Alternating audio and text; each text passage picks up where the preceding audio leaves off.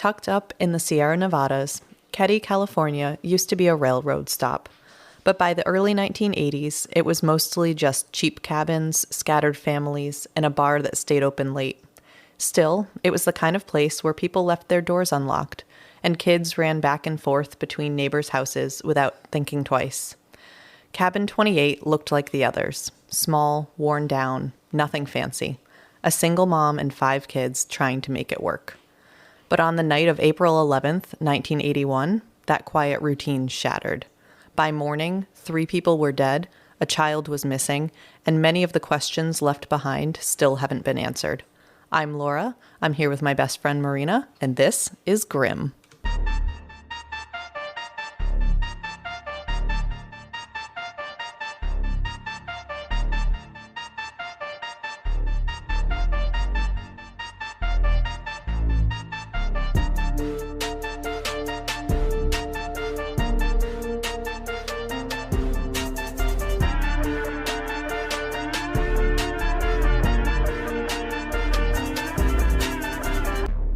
Ryan Reynolds here from Mint Mobile. I don't know if you knew this, but anyone can get the same premium wireless for $15 a month plan that I've been enjoying. It's not just for celebrities, so do like I did and have one of your assistants switch you to Mint Mobile today. I'm told it's super easy to do at mintmobile.com/switch. Upfront payment of $45 for 3-month plan, equivalent to $15 per month required. Intro rate first 3 months only, then full price plan options available. Taxes and fees extra. See full terms at mintmobile.com. Subtle results, still you, but with fewer lines. Botox Cosmetic, out of botulinum toxin A, is a prescription medicine used to temporarily make moderate to severe frown lines, crow's feet, and forehead lines look better in adults. Effects of Botox Cosmetic may spread hours to weeks after injection, causing serious symptoms. Alert your doctor right away as difficulty swallowing, speaking, breathing, eye problems, or muscle weakness may be a sign of a life-threatening condition. Patients with these conditions before injection are at highest risk. Don't receive Botox Cosmetic if you have a skin infection. Side effects may include allergic reactions, injection site pain, headache, eyebrow and eyelid drooping, and eyelid swelling. Allergic reactions can include rash, welts, asthma symptoms, and dizziness. Tell your doctor about medical history, muscle or nerve conditions including ALS or Lou Gehrig's disease, myasthenia gravis, or Lambert-Eaton syndrome, and medications, including botulinum toxins, as these may increase the risk of serious side effects. For full safety information, visit BotoxCosmetic.com or call 877-351-0300. See for yourself at BotoxCosmetic.com. Okay, I'm really excited to hear this grim tale. But when you said cabin and then I was thinking like creepy, I stayed at a cabin in Lake George with a friend and my mom and dad. And this was around the time that The Ring was popular. Poor Marina was traumatized by The Ring, like literally still to this day. I will never recover from Samara. But we got there and we like jumped on the bed, whatever, we were hanging out and it was fine. That's like giving me goosebumps. Yeah, it was fine. Okay. And then we went out for dinner, I think it was, and we got home and we went to lay on the bed and it was wet. Whoa. And we were like, what is that? And we peeled back the covers and in the center of the bed was this big wet ring. What? And I was like, what the? I'm like, it like It's was Samara. a soda leaking? No, literally, she was in my bed. Oh my I God. don't think I slept there. It creeped me out, but that's what I was thinking when you said cabin and mountains, although Lake George isn't really mountainous. No, it's that's up in New York, right? Yes. Yeah, I was okay. just thinking about Samara. Yeah, She I know. haunts my I'm thoughts. so sorry. She It's- lives there rent free most times. I know. I don't know what it is about that particular thing that really It's like the freaks you out. grungy white And the with, weird like, the hair. movements. Yes. Oh, I can't. When there's like possession movies and people are upside down and walking backwards Yeah, and their like that bones are all disjointed. weird. Anyways. Don't like it. Well, there's none of that in this Oh, case, good, so you're good, okay. okay, This is yeah. all human terror, like Okay. regular, alive ones. Okay, great. So we are going to do Patreon shout outs. We are going to hold them until the end, which I know makes some people very happy. Yes. Very happy. You're welcome. Woo woo. You're welcome. That's for you. But it's because we have a whole bunch of them. So Yes. I'll just say a blanket thank you so much. Yes, you guys are the best. And we will do the actual shout outs at the end. I guarantee you Marina's going to have to remind me. In fact, I should just write it right now. Okay, I literally had to pause just now and write that. Okay. Yes. Before we get into it, my sources for this case were, my primary source was a good old investigation discovery episode called Cabin 28, Horror in the Woods. Oh, no. And that was released in 2016. So I followed, there were some events or happenings after that. So I did follow up with a bunch of articles to fill in the gaps between now and then. The horror. Then and now. That is a hard word. That's like rural. Rural horrors. My mouth like doesn't. It's rural horrors. Rural horrors. That's like there's a phrase. I don't know what the English phrase is, but in French it's like o, and it all means things. But it's like it's kind of like the buffalo sentence. Am I making any sense to you right now? No. Okay. No. You know the buffalo sentence? No. It's like you can say buffalo 7 or something times in a row and it actually makes a complete sentence with like verbs and nouns and all that. So go look it up. It's like buffalo can be a verb and it's also a noun. And it like the way that it constructs the sentence, it's a full complete sentence with only the word buffalo. You would know that about buffaloes. I know. My husband is weird. It's bison. Specifically bison, but like he'll extend to buffalo. I don't know why. When I ask him why that's his animal of choice, he says because they're gentle giants. Okay. And that's sweet, I guess. We all have our animals of choice. I was looking down to see if this was recording because I was like, is this actually, like, is this what you people sign up for? I don't know. I'm so sorry. Okay. Some people, the newer listeners are like, this isn't for me. This is not true crime. This is Buffalo Facts. Please unsubscribe. Okay. They're like, you know what? Bring back the Patreon shout outs. This is worse. Yes. Okay. Shall we get into it? Yes, we shall. Okay. Glenna Suzanne Sharp, who went by Sue, was born on March 29th, 1945 in Springfield, Massachusetts. Details about her early childhood are limited, but it's known that she spent a significant portion of her life in Connecticut. Oh. Sue married James Sharp, and together they had 5 children. The oldest was John, born in 1965. Just a year behind him was Sheila, the oldest daughter. Then came Tina, born in the summer of 1968, not the summer of 1969.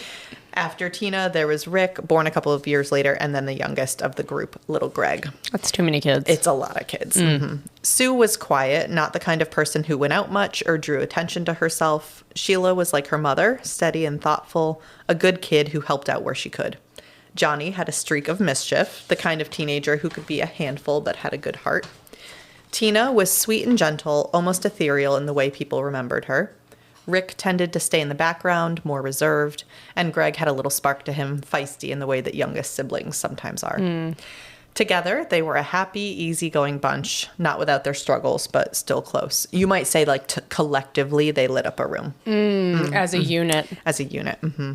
So as I said, the family lived in Connecticut until the fall of 1980. Following her separation from James, Sue sought a fresh start and decided to move to Northern California, where her brother Don was living. This move was aimed at providing a better environment for her children and escaping the challenges she faced in her marriage. That's quite a journey from Connecticut to California. I think I'm guessing it's primarily because her brother was there. Right. I think that helped a lot, but still, yeah, quite far away. Yeah. They initially stayed in a trailer park in Quincy near Don before moving to a cabin, number 28, at the Keddie Resort. Is his name Don or Dawn? Okay, my husband also calls me out on this. It's D-O-N. Okay, Don. it's Don. No, that is you, Connecticut person, saying that. That's like D-A-H-N is what you just said. And you're Don. saying D-A-W. You're saying Don. D-A-W-N. No, you're saying Dawn. Dawn. Dawn. Dawn is a different person than Dawn. I would make more of a lip noise if it were D-A-W-N. Okay. Dawn. Dawn. See? Okay, you're saying the same name. But it's still not Dan. It's Don. No, that's your Connecticut voice saying that. It's Dawn. Not Dawn. Yes, it is. It's D-O-N. Don. Dan. Okay, that's what it sounds like. Maybe it's Dune. I know all you gremlins will back me up. No, I'm pretty sure they're going to say, I thought you were saying his name was Don. Dawn. No, you're talking about it's not Dan. Okay, we digress. But I'm telling you, you're saying it wrong. No, let's call Dawn. Oh my God. All right. Where was I? Anyway, so they're in the Keddie Resort. The small mountain community seemed like an ideal place for a fresh start. That's at least what Dawn said. The Keddie Resort was once a thriving vacation destination in the Sierra Nevadas. Established as a railroad town, Keddie became known for its scenic beauty and tranquil environment. Or is that skenic? I'm just kidding. You've never heard that? Oh, scenic. Sorry, my brain. You were stuck on Don. I'm just staring at you. I know. I'm waiting for more information. And I was thinking to myself, I'm doing so well with pronunciation in this case, like compared to my other ones where every other word. No, you had to stop me. Because thanks. It's Don. Okay. The resort featured a rustic hotel, a bar, a restaurant, and numerous cabins scattered amidst the towering pines. These amenities made it a popular spot for families seeking a peaceful retreat in nature. Mm-hmm. But by the late 1970s and early 1980s, the resort had seen better days. While still inhabited, it no longer attracted the same number of tourists, leading to a quieter, more close-knit community. Cabin 28 was a simple structure, typical of the resort's accommodations. It was small but functional, weathered wood siding, basic furnishings, a wood-burning stove for heat. It sat just off the gravel path that served as the resort's main loop, not far from the bar, excellent, and now closed lodge. The layout of the resort fostered a sense of community among its residents. Cabins were situated relatively close to one another, allowing neighbors to interact frequently. The Seabolt family, that is Seabolt. Bolt is another hard word for me. It's kind of like both. Okay. Bolt. Wasn't there another case that we did with a seaboat? The seahorse seashell party. You talking to me? This is a significant part of Marina's and my friendship, so we have to share. Please tell me you all have seen Drinking Out of Cups. Seahorse seashell party. Drinking Out of Cups. Being a bitch. If you haven't seen it, you have to just go on YouTube and look up Drinking Out of Cups. I always say walkway. Walk down me, I'm a walkway. Lead me to the building. Fuck you. Oh, the number of times we've seen that. Anyway, why was I telling you about that? Oh, the Seabolt seahorse seashell party. But wasn't that a name in another case that we did? I don't remember. Seabolt. Actually, you know what? I think that's a French word that means something. Oh. Seabolt. Right? You sound like my son, who just says adjacent sounds to the actual word. Seabolt. I think it means something. Anyway, okay. The Seabolt family lived adjacent to the Sharps in Cabin 27, and their children often played together. This proximity meant that residents were familiar with each other's routines and comings and goings, which made the events of April 1981 all the more shocking. I'm picturing, in Gone Girl, how she's staying at that motel, but it's Hotel, sort of Holiday Inn. It's sort of housing now. I guess that's what motels are. But I'm just picturing everybody living at these are. It was actually confusing to me at first, but it was a resort. And now I'm assuming they're still rental or whatever. But it would actually be kind of cool, minus the murder part. But it would actually be pretty cool to have, I don't know, close, kids able to play. I'm kind of imagining a gravel area in the woods. I don't know. It seemed like it would be great. That sounds great for kids, a gravel area in the woods. Well, you can't fall off of it, is my thinking. You can't, no. It's better than pavement. You can fall on it. Yeah. Okay. On the morning of April 11th, Sue, Sheila, and Greg left the Meeks home, a family they were close with, and headed into Quincy to pick up Rick from baseball tryouts. On their way back toward Keddie, they spotted John and his friend Dana Wingate hitchhiking near the mouth of the canyon. They pulled over and the boys hopped in for the 6-mile drive back to the resort. A couple of hours later, John and Dana headed back out, hitchhiking again into Quincy. This is classic. I mean, this is 1981, but still classic. Classic. Hitchhiking. It's believed they were planning to visit friends or maybe just hang around town since they were seen in the downtown area that afternoon. Just a couple of teenage boys killing time on the weekend. Mm-hmm. Back at Keddie, things were settling into a quiet rhythm. Sheila had plans to spend the night with the Seabolts next door in Cabin 27. Around 8 p.m., she left Cabin 28 to head over. Tina had been in Cabin 27 earlier watching Love Boat and Fantasy Island with Sheila and the Seabolt kids, Saturday night staples at the time. But around 9:30, Tina asked what time it was. It was 9:30. And then walked back to her own cabin. So now inside Cabin 28 were Sue, Tina, Rick, Greg. So Rick and Greg were the little boys. Mm-hmm. Tina's Sue's daughter. And Justin Smart is a neighborhood friend of Rick's who was spending the night. Okay. John and Dana also returned sometime that evening, and the night passed like so many before it. So all 5 kids are there? except for Sheila, who's next door. Okay. The glow of the TV, kids winding down, lights switching off one by one, just another Saturday in a small tucked away town. The next morning, around 8 a.m., Sheila, who again had been staying next door, walked the short path from cabin 27 back home. It was quiet, trees moved gently in the breeze, and the gravel crunched, that safe gravel, crunched under her feet as she crossed the familiar space between cabins. Nothing looked out of place until she walked through the front door. The living room was in disarray. There was blood everywhere. Oh, no. On the carpet, on the furniture, the walls. The first thing she saw was her brother, John, lying on the floor. He wasn't moving. Oh. Nearby were the bodies of her mother and Dana, that's John's friend. The younger boys were nowhere in sight. Sheila backed out of the cabin and ran back to the Seabolts for help. While someone called the police, the Seabolts' eldest son, Jamie, circled around the back of cabin 28. He didn't want to go through the front door, not knowing if someone might still be inside. Oh my gosh. He entered cautiously and confirmed what Sheila had seen. He checked the back bedrooms, where he found Rick, Greg, and Justin alive.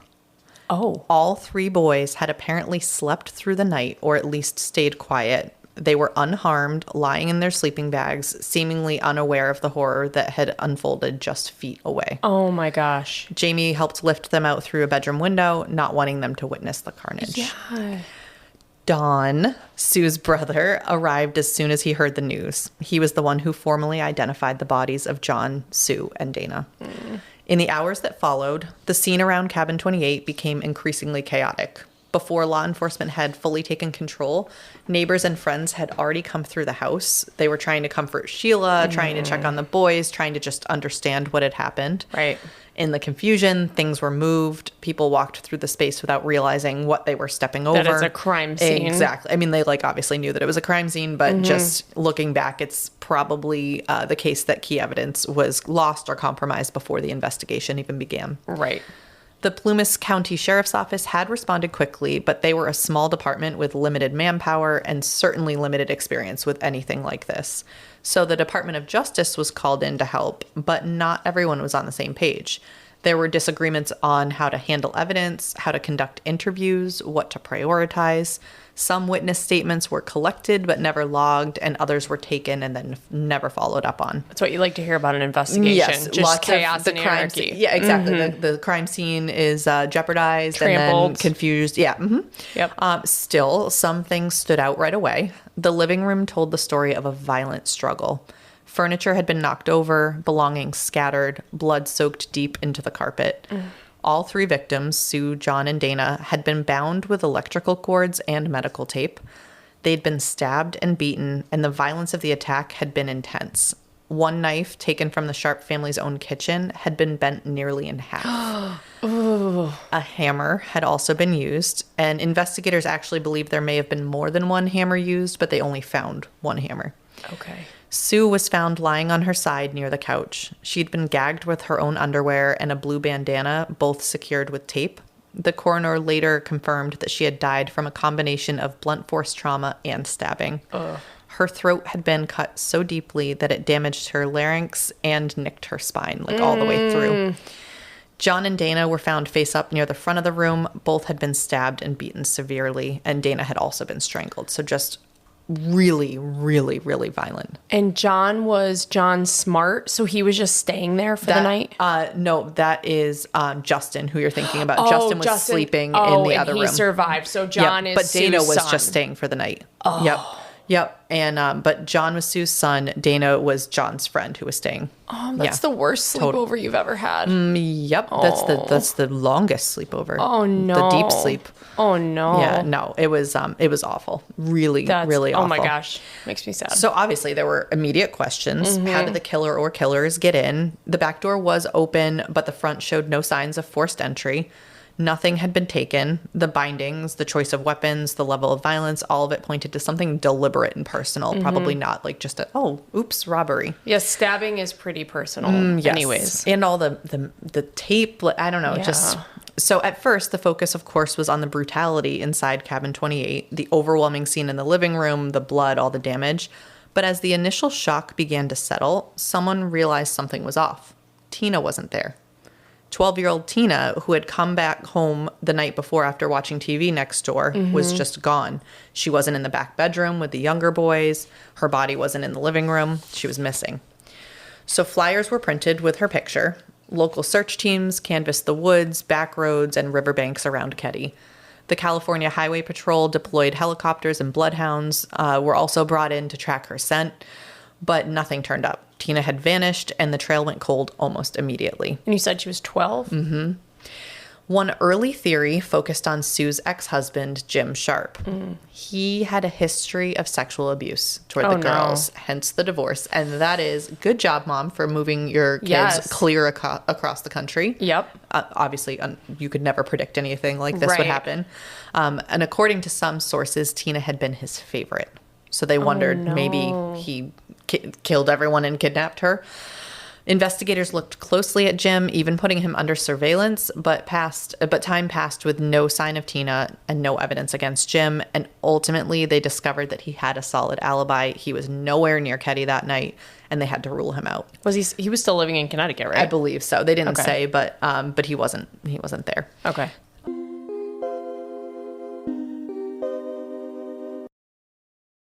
This episode is brought to you by LifeLock. It's tax season, and we're all a bit tired of numbers. But here's one you need to hear. $16.5 billion. That's how much the IRS flagged for possible identity fraud last year. Now here's a good number. 100 million. That's how many data points LifeLock monitors every second. If your identity is stolen, they'll fix it. Guaranteed. Save up to 40% your first year at LifeLock.com/podcast. Terms apply. This podcast is supported by Progressive, a leader in RV insurance. RVs are for sharing adventures with family, friends, and even your pets. So if you bring your cats and dogs along for the ride, you'll want Progressive RV insurance. They protect your cats and dogs like family by offering up to $1,000 in optional coverage for vet bills in case of an RV accident, making it a great companion for the responsible pet owner who loves to travel. See Progressive's other benefits and more when you quote RV insurance at Progressive.com today. Progressive Casualty Insurance Company and Affiliates. Pet injuries and additional coverage and subject to policy terms.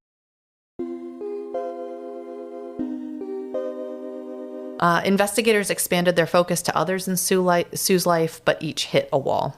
One odd name that came up was Joel Lipsy, Tina's teacher. At first, he was simply someone close to her, interviewed as a potential source of insight. But when police learned, he kept a picture of Tina on his desk. Ooh. And then another one at home. Oh, no. The tone shifted, and he was investigated more seriously. I don't like that. Nope. Frustratingly, he also had an alibi for the night of the murders. And I say frustrating because, of course, it would be good to have answers. Right. But as an aside, he moved out of town not long after, and years later, he was arrested in a different state for molesting a young girl. Oh, so their radar was very correct. Yeah. Yep. Well, I mean, why are you bringing pictures of children home? So gross. So weird. So then they interviewed the kids who had been in the back bedroom that night. Remember, Greg and Rick, Sue's sons, hadn't woken up, so they didn't remember anything. Mm-hmm. But 10-year-old Justin Smart, the neighbor, he had woken up. He told investigators that after the murders, he kept having a dream, one that repeated over and over, about a fight, like an attack. The details were murky, but familiar. He couldn't quite pull them out, so they actually hypnotized him. Oh. And I did not tell you there was going to be a Marina's Legal Corner. I'm not sure how recently you read up on 1981 law around hypnotism, but I'm so fascinated. Is that like admissible? I can't imagine that it would be. I don't know. It's so, I don't know. That didn't occur to me until I just said it, but very strange. Yeah, you would have all sorts of issues getting that in. Could you have, like, even if you couldn't get it into court, could you use it for part of, I mean, they did use it for part of their investigation, but like, does that make sense to you that they could? Yeah, because just because it's not admissible in court, like as being unreliable, I think if it leads to other evidence, because it's not the same as like the fruit of the poisonous tree, where if they got it illegally, you can't use anything that came from it. Okay. But I think I don't know. I mean, it's not. It will turn out to be nothing, maybe. But I have not heard of investigators using hypnotism. Yeah, like if I understand, if it but- pulled something from his memory and then they went to wherever his memory pointed them to and found like credible evidence. Kind of. I can't. Yeah. Well, I'll tell you. Tell but me it's just- more. Tell me more. It's just a very interesting thing. So It is. Under hypnosis, Justin described being on the Love Boat. Remember that was the show they were watching that night when two men suddenly showed up. So in his dream, they're on the Love Boat. Okay. He said these men started then stabbing everyone. That Sue had then been slashed in the chest, that Johnny and Dana had tried to fight them off. Because those were, I should have written the exact ages, but they were a little bit older, like mid-teens. That one of the men had a hammer. And then in the dream, the attackers threw everyone overboard and then got away. Okay. So it's very likely that he saw something. Wow. 'cause And like they either wouldn't have told him all repressed it- those details. Yeah, Yes, repressed exactly. it, or he was like sleepwalking or something. Yep. Wow. So he described one man as having short hair, the other with long hair, which was enough detail. I'm sure he also gave other details, but it was enough detail that police worked up a composite sketch. However, interestingly, the person who created the sketch was not trained in forensic sketching and like wasn't good at it, which I haven't. I should have looked up the actual. No, I did see the sketches, and they weren't as bad as the egg. What was that case? Yes, I that don't was. remember. Oh, God. Sorry, I didn't tell you there was going to be a test. No, it's the little blonde girl from. Oh my God, Madeline McCann. Oh yeah, yep. It was not that bad. Yes. But still not great. Now, that being said, one of the drawings, regardless of the artistic ability, bore a strong resemblance to Justin's stepfather, Marty Smart. Okay. People said Marty had a short fuse. Now, remember, they lived like 2 cabins away. So close proximity. People said Marty had a short fuse, an explosive temper that could flip a conversation in a second. He was a Vietnam vet, reportedly living with PTSD, and he had a documented history of violence. He was abusive towards his wife, Marilyn, in addition to Justin. At one point, he even tried to run them over with a car. Oh, wow. And as a note, Marty also didn't get along with Johnny Smart. I guess he annoyed him, and he would often yell at him. Did he go to jail for trying to run him over with a car? I don't know. I don't think so. I'm not sure, though. Okay. That's a good question. He probably should have. I feel like you could be charged for that. I think but so. it could also have just been like, hey, remember that time? Like maybe nobody called the cops I because think it it was was like probably one of those. He drove towards them and swerved away Yes. to scare the shit out of them. was Probably. it seems like he was not a very nice person. Yeah. Unfortunately, he also spent time in the mental health unit at the VA hospital in Reno. That's where he met John Beau Boubidet. And for some reason, that name reminds me of Bobby Boucher, Waterboy. I don't know why, Boubidet. Bobby Boucher. It just reminds me of that. Beau came with his own shadows. He was a career criminal with a long record, mostly thefts and cons, but some believed he'd once worked as a hitman. He'd spent years in and out of prison and might have had ties to organized crime circles in Chicago. Okay. After meeting at the VA, Beau and Marty became close. Just the kind of person you want to be friends with. Yes. When excellent they got pair. out, Marty invited Beau to come stay with him and Marilyn and Justin in Keddie, which also, like, just not the kind of person you want around your wife kids, and kid. Yep. Well, unless you're a piece of shit, and then it's Yes, fine. exactly. Beau had only been in town a couple of weeks by the time the murders happened. So that same tragic night, April 11th, the night this all happened, Beau reportedly asked Sue Sharp out on a date. She turned him down. Later that evening, Marty, Beau, and Marilyn went out to the bar at the Keddie Resort. According to Marilyn, at some point, Beau said he wanted to kill someone. It was brushed off in the moment, which I actually can see. Like, if you're just like bitching about the day or whatever, and like I'm imagining their conversation that was not very like, stand up or whatever. Professional. Yeah. Like, so I could see that. But obviously later in light of what happened, she remembered it clearly. Yep. Marty and Beau were both brought in for questioning not long after the murders. Marty told investigators that he and Beau had gone to the bar, come home, and gone to bed. He said they didn't know anything about what had happened in cabin 28, but Marilyn's account didn't match. She said she left the bar before the men and had gone to bed alone. When she woke up sometime in the night, Marty and Beau weren't there, and when they did return, she noticed they were burning something in the wood stove. Marty also started acting strangely in the days after the murders. He threw out a pair of shoes, and he kept bringing up a missing hammer, saying one had disappeared from his home around the time of the killings. This is very suspicious. Yeah. Very suspicious. Yes. And as I see that you do remember, I was going to say, remember that investigators had believed 2 hammers had been used in the attack and they only recovered 1. Mm-hmm. And then there was Bo. During questioning, he claimed he used to be a police officer, that he had been shot during a robbery and was no longer sexually active, and so he couldn't possibly have been interested in Sue. And police were like, that's not true. And also that makes no sense. Was she sexually assaulted? Unclear. She was okay. I know she naked. had her underwear in her mouth. Yeah. My guess is yes, but I'm not sure. Okay. But obviously his story didn't add up and his criminal history contradicted everything he told them. Now, even more unusual, though, the 2 men, Marty and Bo, were interviewed together. Oh, that's in the same room. That's not how you do it. And you don't do it that way. No, I conceive that having some issues. They were not interviewed by the Plumas County investigators, but by agents from the DOJ. Okay. Specifically ones who specialized in organized crime. That may have been because of Bo's background, if he was actually tied to organized crime, but still, I don't know why they would be together. Never. No. And none of that's been confirmed. Who knows? He could have been in witness protection. I don't know. Huh. During questioning, Marty made a comment that raised eyebrows. He said Justin, so his stepson who had been there, could have been at the scene of the crime without me noticing. And investigators were like, are you saying you were there? Or like, because he knew that Justin was at the house for, at Cabin 28 for a sleepover. Because I could understand if he meant that Justin had snuck out without him knowing. And maybe that's what he meant, but it's still a little, when you put it with everything else, a little questionable. Yeah. Despite the inconsistencies, the suspicious behavior, and the clear tension between Marty and the Sharp family, both men were released. They were never re-interviewed, and they left town not long after, relocating to Nevada. This story better have a happy ending in that someone pays. And if you're enjoying Grimm, okay. I'm so sorry. All right. So sorry. But there's more. Okay. Here's the part that stuck with people ever since. Marty Smart was very close friends with the sheriff at the time. Okay. Whether that influenced the investigation directly is still up for debate, but it's hard to ignore. Even Justin's recollections, his dreams, he had drawn stuff, his hypnosis may have been shaped by the pressure of being caught between his stepfather and what he remembered or thought he remembered. And I could see that too. Like if his stepfather was this big, scary, mean guy that hit him and hurt him, and then he did witness something, he absolutely could have conflated that stuff. Yeah. Yep.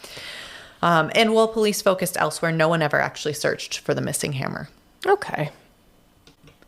In the months that followed, Tina's name stayed on missing posters, but the trail itself never picked up. Oh my God, I completely forgot Tina was still missing. I know. Oh my gosh. Yep. So they're doing all this investigation, but Tina's still missing. But there's no leads, no sightings, and nothing to suggest where she might have gone or who might have taken her. And eventually the search party stopped. Then, almost exactly 3 years later, on April 22nd, 1984, a man out collecting bottles in a remote part of Butte County stumbled across something unexpected. He was deep in the woods near a place called Camp 18, which I don't know what it is with these cabin and camps and the numbers. I don't like it. It creeps me out. That's like the Berari 11. Yeah. So this was roughly 100 miles south of Keddie. Okay. It was the kind of place you had to know where to find. It was dense forest, rugged terrain, and no reason to be there unless you were familiar with the logging roads. Or if you want kids to play there. Sounds like a great place for kids. It in the probably deep has woods. gravel. Yes. Maybe. Among the leaves and brush, the man found a human skull. Oh, no. Nearby were more bone fragments. Scattered across the site were items that appeared to belong to a child. A lightweight blanket, a pair of jeans, missing a back pocket, a blue nylon jacket, and something else, an empty surgical tape dispenser. Not exactly standard litter in the woods. He contacted authorities, obviously. Around the same time the discovery was made public, an anonymous call came into the Butte County Sheriff's Office. The man on the line said simply that the remains found at Camp 18 belonged to Tina Sharp. Okay, I thought Tina was coming out of this story alive. No. No. The man did not give his name. The call was recorded, but for some reason it wasn't followed up. It wasn't even formally linked to the Keddie case.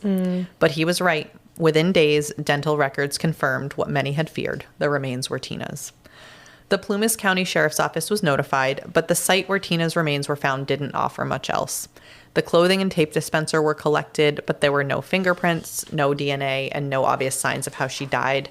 In fact, her cause of death couldn't be determined. Unfortunately, too much time had passed with her body being exposed to the elements. Just didn't stand a chance. I'm glad that person called in because even though it doesn't like solve the case or really provide many answers, I'm not sure 100 miles away that they would ever communicate that information for them to even think that it's her. Yeah, and I'm not clear. That's true, actually. I'm not clear how I don't know if it was made. I'm not sure exactly what the order happened.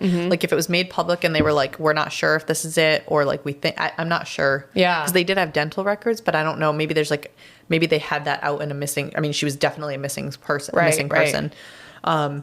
But the remains were partial and there was no conclusive forensic evidence. And the location obviously itself raised some unsettling questions. How had Tina ended up so far from Keddie? Was she taken there the same night or had she been alive for days? Because it said she had a blanket and like a jacket and all this. Like none of that she would have been in just sitting watching TV at home. So that's like really creepy. So they like packed her up. Maybe. I don't know. Or like, I mean, spoiler, we don't know what happened specifically to her. Like, did she run away after all this happened? That I can't imagine that, you know? But unfortunately, these questions would remain unanswered. In 2004, Cabin 28 was finally demolished. It had been empty for over 2 decades, weathered and sagging, a grim reminder of what had happened there. For a long time, the Keddie murders sat quietly in the background. Locals remembered, of course, and every few years, a journalist or online forum would revisit the case, but as an active investigation, it was all but dormant. Until, almost a decade later, in 2013, a former Plumas County Sheriff's deputy named Mike Gamberg returned to the department in a part-time investigative role. He had been around during the original investigation in 1981, but not assigned to the case. When he returned to the department, he started going through the old case files, and what he found was deeply troubling. Boxes of evidence had never been processed. Notes had gone unreviewed. Tips and leads had been filed away and forgotten. Gamberg wasn't officially a cold case investigator, but that's what he became. With the support of Sheriff Greg Hagwood, who had grown up in the area and gone to school with John Sharp, they reopened the investigation. Almost immediately, old leads started to resurface, along with pieces of evidence that had never been properly followed up on. One of the earliest revelations came from a surprising source, a therapist at the VA hospital in Reno. Oh. Years after the murders, the therapist reached out to law enforcement and said that Marty Smart had confessed during a counseling session. Oh my gosh. According to the therapist, Marty admitted to killing Sue and Tina, which is interesting because obviously also John and Dana had died, and that it had weighed on him for years. The therapist came forward frustrated because when he'd first shared that information, no one had followed up. No one. Despite Justin having also pointed to his stepfather and the proximity and the interaction and all of this. Oh my gosh. Then came something else, a letter Marty had written to Marilyn. In it, he wrote, "I've paid the price of your love and now I've bought it with 4 people's lives." Oh, wow. Now, whether that is a literal confession, a metaphor, or something in between. Feels like a confession. Yeah, it doesn't make a whole lot of sense, actually. No, as a couple of sentences, it doesn't. But words can be hard. Yeah, don't I know it. But it's just another piece of the puzzle. Despite these revelations, neither Marty nor Bo was ever charged. And frustratingly, we will never hear their side of it. Bo died in 1988. Marty moved to Portland, Oregon. That stressed me out. And died in 2000.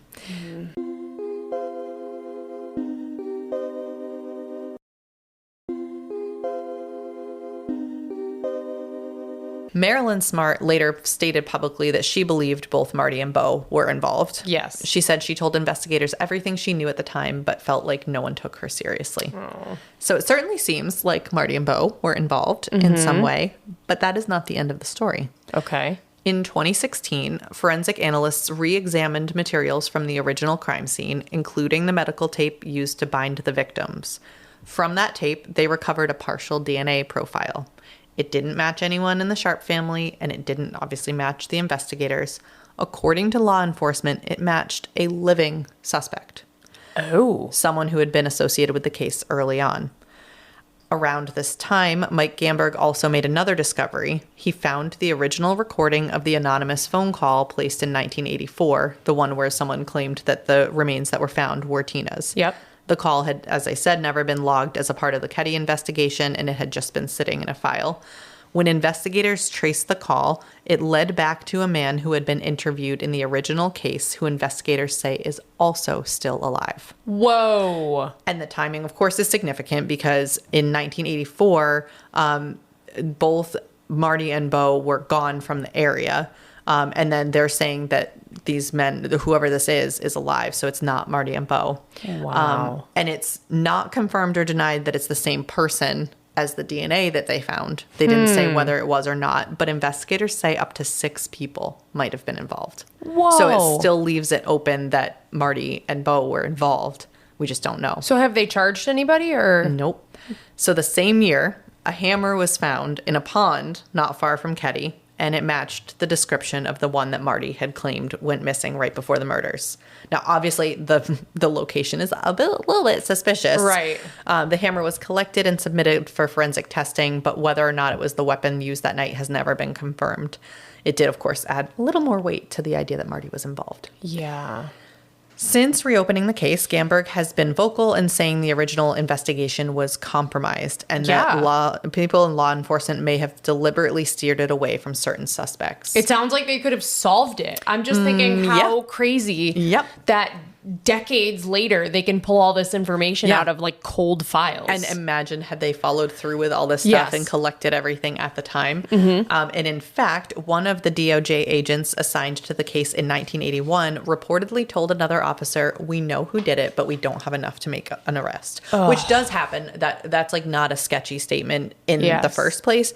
But it's sketchy when you like think, okay, why didn't we keep going and why didn't that ever come out? And but unfortunately, decades later, that seems to still be the case. So no arrests, I didn't find anything like in 2025 about it. That is the most I know about it. But they could have solved that case. And it's really frustrating. It was on the documentary they interviewed poor Sheila, who like lost her whole freaking family.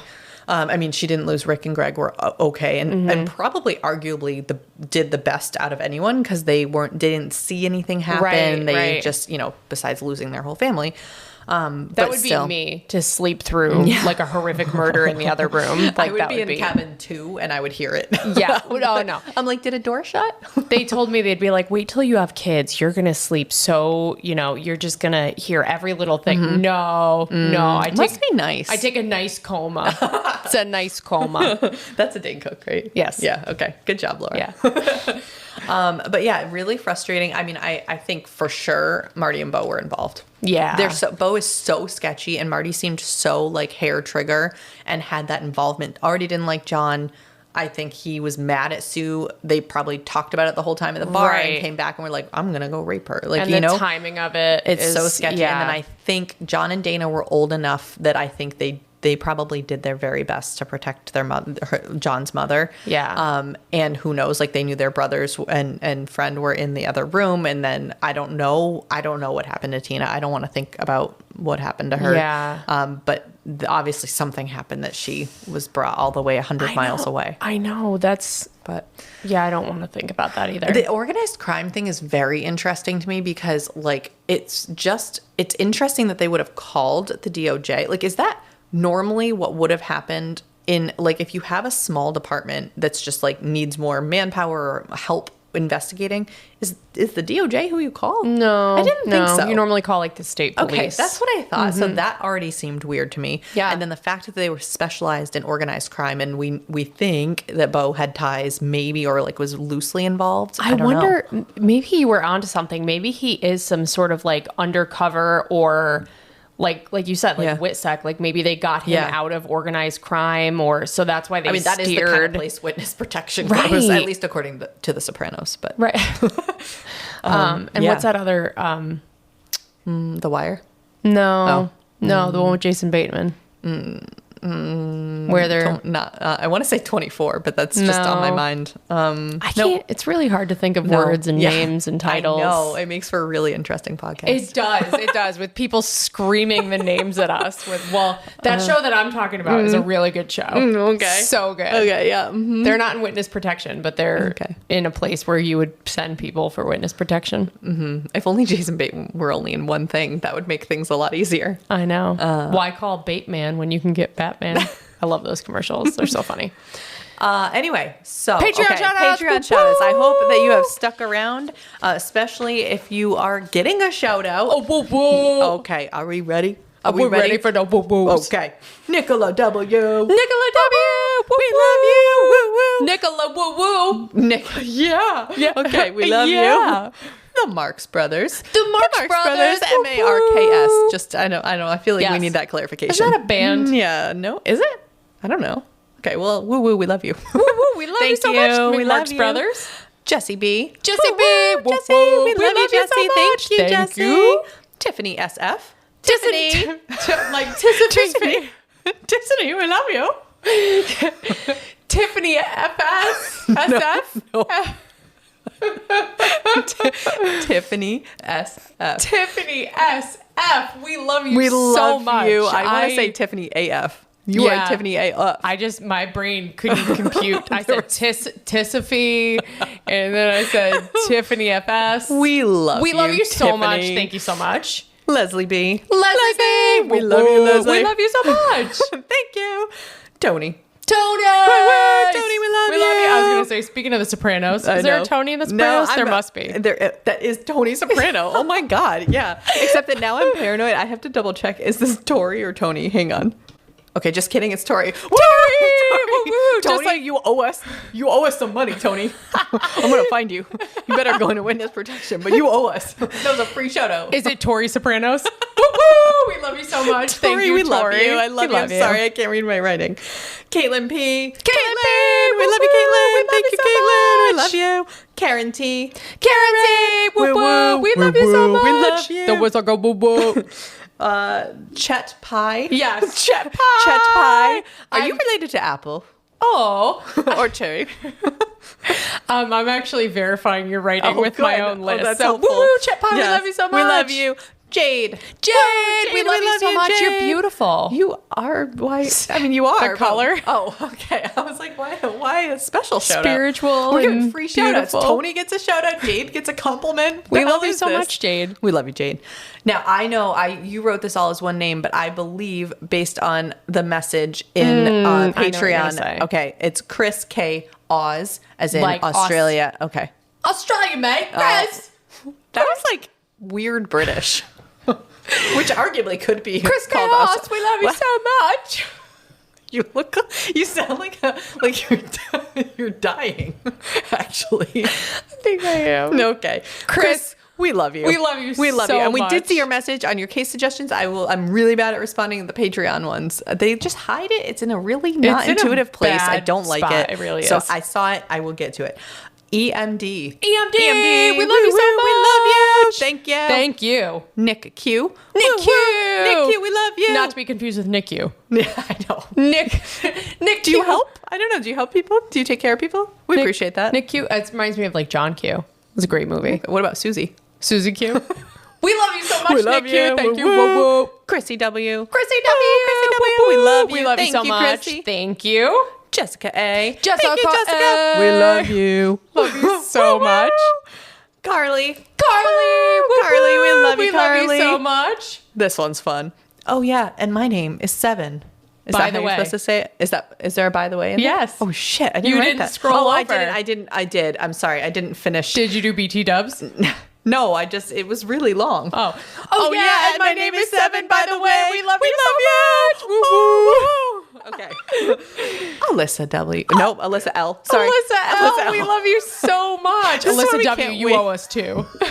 Alyssa L. We love you so much. We love you, Alyssa. Thank you. Chloe J. Chloe J. We love you so Chloe. much. Thank you. You're the best. Ariana P. Ariana P, we love you. Why'd you say it like that? Ariana P, we love you so much. This ship is going down. The ship's going down. Get the socials out. Okay. Get the socials out. Guys, we love you. Wait, one more. There's one more. Oh, there is one more. Ann P. Ann P, we love you so We love you, Ann. much. And you got in right under the wire. You were a final entry for our Patreon shoutouts. Holy shit. We love you guys. We love you guys so much. Thank you. Are the best. You rock. You do rock. If you want your own shout out. And who wouldn't? Of that you know what I was thinking on the way over, because I knew we had a lot, and I was thinking, like, I wish there was some way to not punish the people who did pay and want a shout out, but if you could also somehow pay us to not do the shout out. Oh, you could do it to pay us to do it at the end. I don't know. Anyway, I was thinking about people pay a lot of money to not listen to that. Yeah, some people really hate them. But other people are like, we listen to every one of them and they crack me up. Or you can fast forward for free. You're welcome. Can, you know, we're not for everybody. But regardless, if you want your own, I'm off the rails I'm out of order on my socials here, but if you want your own shout out, you can subscribe to Patreon by searching Grim, a true crime podcast on the Patreon app or website. And depending on the tier you choose, you'll either get that shout out, or you'll get access to monthly bonus episodes, or even better, you get to join our awesome Discord server. Well, by the way, it's and. So like if you do the top tier, you get all of the above. Yeah, this is and. Yes. No or. Right. Yeah, you don't have to choose. Right. It's the best. Yes. Okay. Yes. Okay. I lost my place because I'm out of order. All right. If you don't want that kind of commitment, no judgment, we're now on Buy Me a Coffee. Visit buymeacoffee.com/grimcrimepodcast to contribute a one-time amount of your choosing. Make sure you also follow us on our socials so you can stay up to date and check out episode pictures and bad sketches and all those great things. You can find us on Instagram at Grim Crime Podcast, and on Facebook, just search Grim, a True Crime Podcast.